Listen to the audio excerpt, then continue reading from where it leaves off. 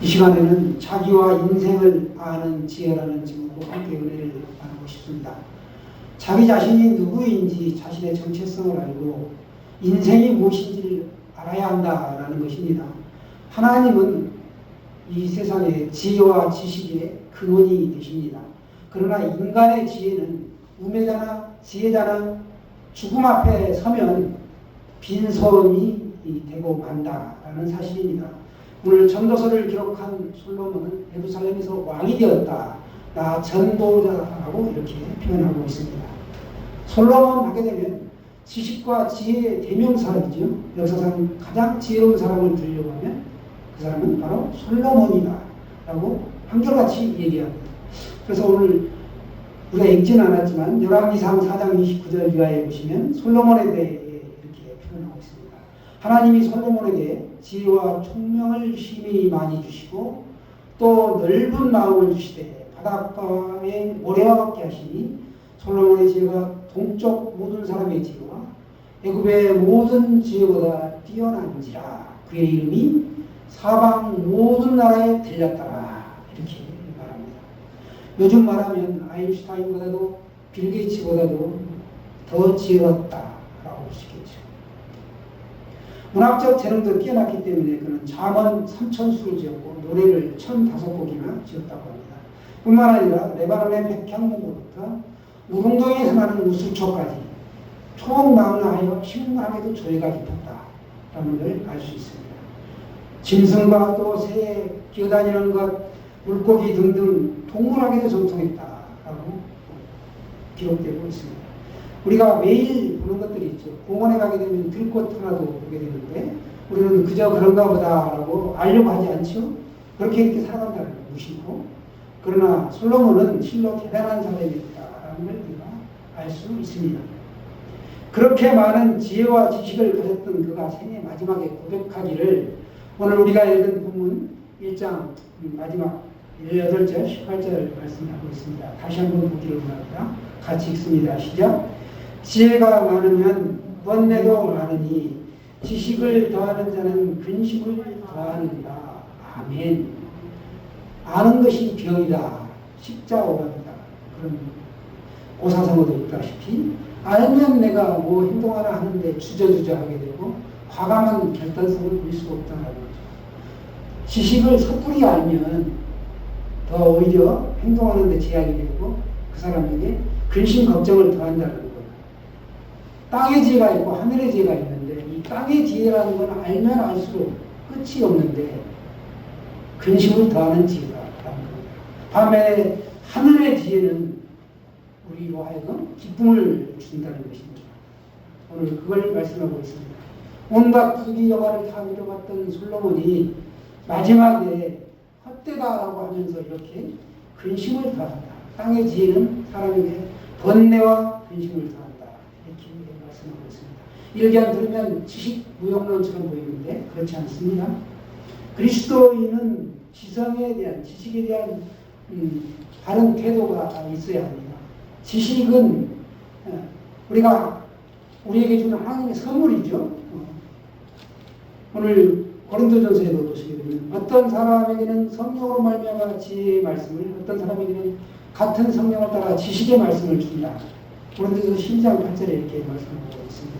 그러니까 지식이라는 것은 하나님이 우리에게 주시는 은사라는 것이지요. 따라서 우리 그리스도인들은 지식 무용론이나 또는 반지성주의에 빠지면 안 된다라는 것입니다.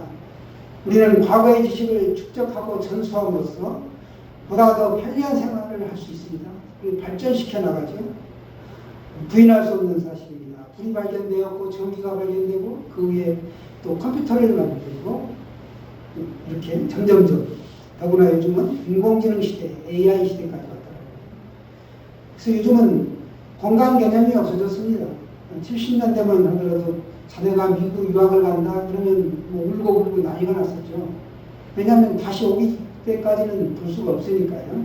그러나 지금은 아침 저녁으로 화상으로 매일 전화할 수 있죠. 우리 장모님 가족도 자녀들하고 원하면 언제든지 폰을 들면 화상으로 만나고 이메일도 보내고 인터넷 전화도 보내고 이렇게 마치 건너방에 있는 것처럼 이렇게 된다는 거예요. 거리감이 없어졌습니다. 이 모든 것은 바로 지식의 발달로 얻어지는 것이다. 이런 편리함이죠. 그래서 지식은 하나님의 선물이고 은사라는 것입니다.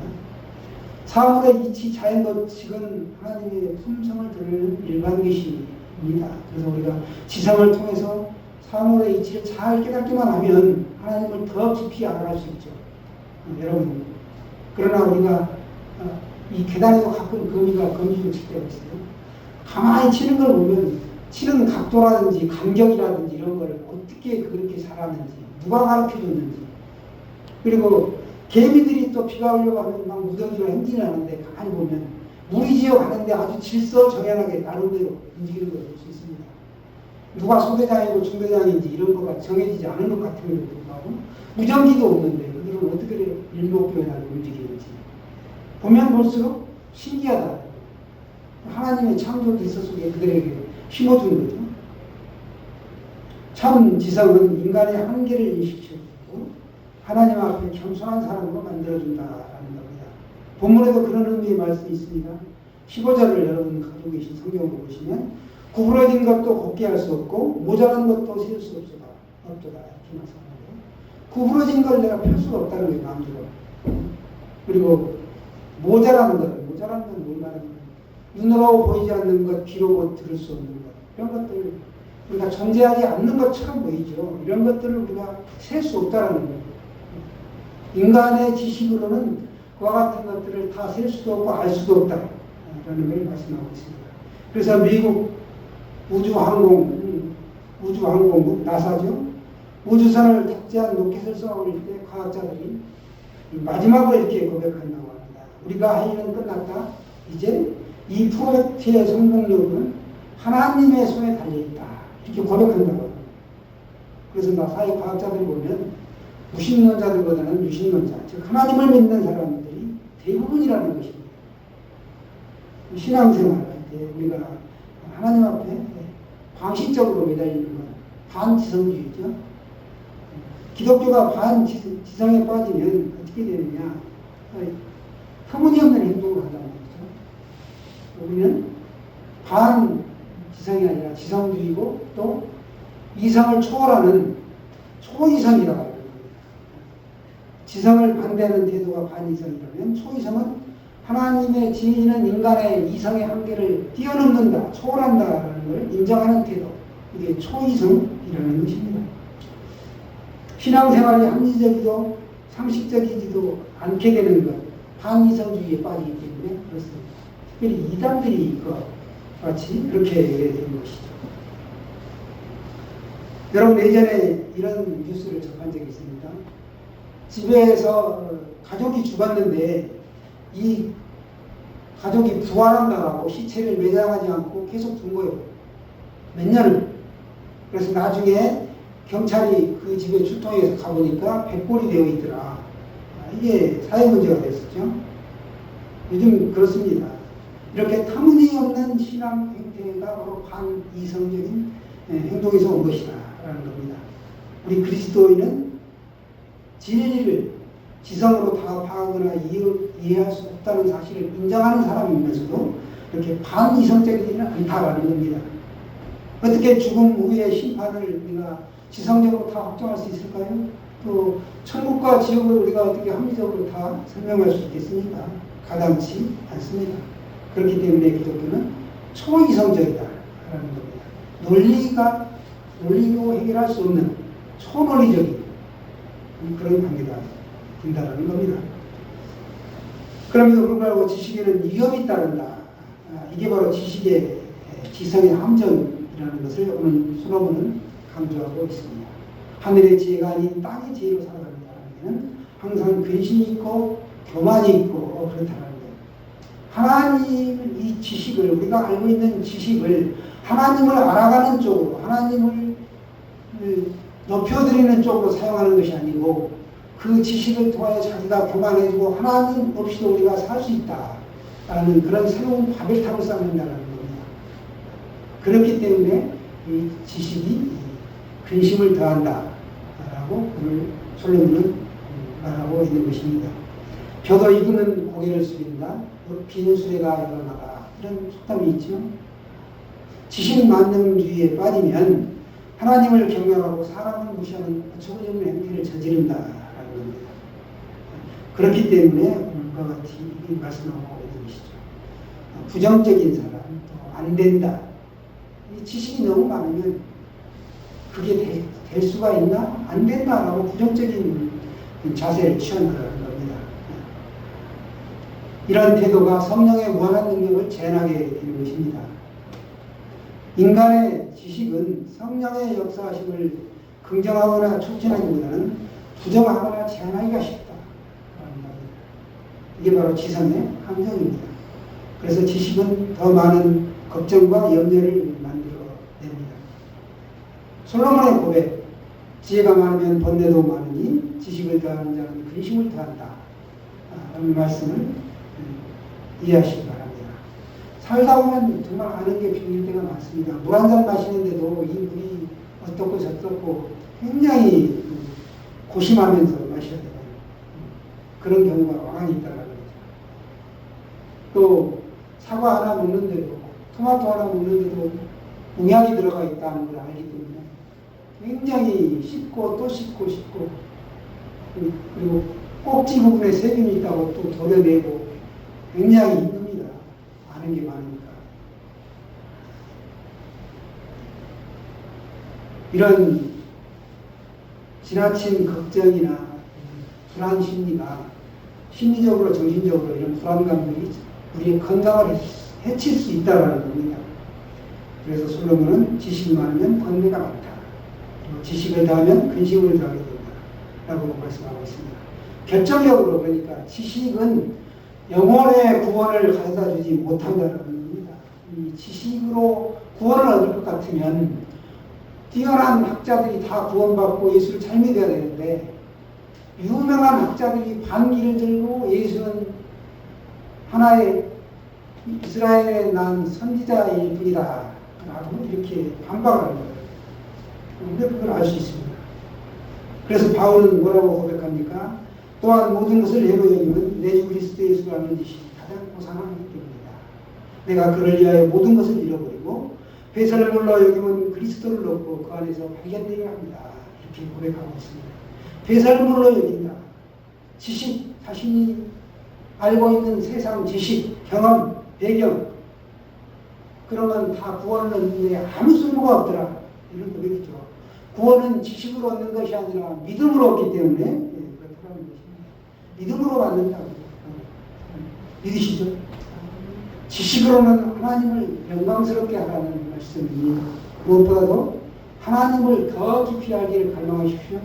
또 설교 말씀을 들을 때 목마른 사슴이 시냇물을 찾는 것처럼 갈망하는 마음으로 들으시고 성경 공부도 갈망하는 마음으로 참여하시기를 권면드립니다. 16절 말씀을 다 같이 한번 보시겠습니다. 16절 시작. 내가 내 마음속으로 말하여 이르기를 보라 내가 크게 되고 지혜를 더 많이 얻었으므로 나보다 먼저 예루살렘에 있던 모든 사람들보다 낫다 하였나니 내 마음이 지혜와 지식을 많이 만나고 왔음이로다. 솔로몬은 예루살렘에서 왕이 되고 그 수많은 사람들을 만났는데 자기보다도 지혜가 뛰어난 사람을 만나보지 못했다 라고 고백하고 있습니다. 그런 그가 지식은 근심을 더한다. 그리고 인생은 허무하다라고 고백하고 있습니다. 솔로몬 왕을 한마디로 평가하면 우리가 팔방미인이다, 또 박학다식한 사람이다. 이건 간단히 우리가 할 수 있습니다. 그런데 중요한 사실은 그가 인생 노년에 남긴 말이다. 14절도 보시면 내가 14절 같이 한번 보겠습니다. 시작. 내가 해 아래서 행하는 모든 일을 보았노라. 보라 모두 다 헛되어 바람을 잡으려는 것이로다. 아멘. 해 아래서 행하는 모든 것을 보았는데 다 헛되더라. 바람을 잡으려는 것 같더라. 솔로몬 왕이 마치 이 바람을 잡으려는 것 같다. 바람이라는 건 영원한 걸 말합니다. 바람을 잡으려는 자, 잡으려는 자는 우리 인간들이죠. 우리 인간들이 영원한 것을 잡으려고 하면 잡을 수가 있나요? 결코 잡을 수 없습니다. 바람 한번 잡아볼까요? 잡히나요? 이걸 말하는 게 아니에요. 우리가 초등학교 때 6명, 8명 이렇게 치열하게 운동회 때 달리기를 하면 앞에 가는 사람을 따라잡는 걸 우리가 따라잡았다고 하죠. 그것처럼 바람을 따라잡아서 바람을 앞서가려고 하는 것, 이것을 오늘 바람을 잡는다 이렇게 표현하고 있습니다. 바람보다 빨리 달려가려고 바람을 앞서가는 것, 달리려고 하는 것 그 자체를 오늘 바람을 잡는 것이다 라고 말씀하고 있습니다. 우리가 아무리 실력이 좋아도 결코 바람을 앞서갈 수 없습니다. 바람을 피우는 사람은 있지요. 그러나 바람을 결코 따라잡을 수, 이길 수 없습니다. 그렇다면 우리 인생을 포기하라는 말입니까? 살아야 할 가치가 없으면 죽어라는 것인가요? 그렇지 않죠. 이 세상에서 무엇을 잡으려고 하는 것은 바람을 잡으려고 하는 것 같이 헛되다는 것을 알고 헛되지 않은 분, 예수 그리스도를 붙잡으라. 이걸 오늘 말씀하고 있습니다. 지혜로운 여러분이요. 지금 무엇을 잡기 위해 여러분 살아가고 계십니까? 물질도 필요합니다. 사랑도 필요합니다. 가족 간의 어떤 유대도 필요합니다. 신앙생활도 필요합니다. 다 필요하죠. 먹고 마시고 자고 눕고. 그러나 가장 우선순위에 둬야 할 것, 오늘처럼 이렇게 예배장에 나와서 예배드리고 하나님의 말씀을 붙잡고 예수 그리스도 안에서, 성령 안에서 살아가는 것입니다. 우리가 이 세상에서 잡고 있는 것들 헛되다라는 걸 아시기 바랍니다. 제가 언젠가 한번 여쭤봤죠. 여러분은 몇 살까지 살고 싶으십니까? 이 인생은 그렇게 길지 않다. 복음성가 가수 김석균 씨 찬양, 주를 사랑하는가 금보다 귀하다 찬양을 했었는데, 가사가 이렇습니다. 손에 있는 부귀보다 주를 더 사랑하는가? 이슬 같은 목숨보다 주를 더 사랑하는가? 사랑의 빛 잃어가면 주님 만날 수 없어. 헛된 영화 바라보면 사랑할 수 없어. 잠시 머물 이 세상은 헛된 것들 뿐이니 주를 사랑하는 마음 금보다도 귀하다. 또 이런 노래도 있죠. 사람을 보며 세상을 보면 만족함이 없습니다. 사람을 보며 세상을 볼 때 만족함이 없습니다. 나의 하나님 그분을 볼 때 나는 만족하는데. 그 찬양도 있죠. 여러분, 주님 없는 인생은 헛된 뿐입니다. 자기와 인생을 아는 하늘의 지혜를 붙잡으시기를 축원합니다.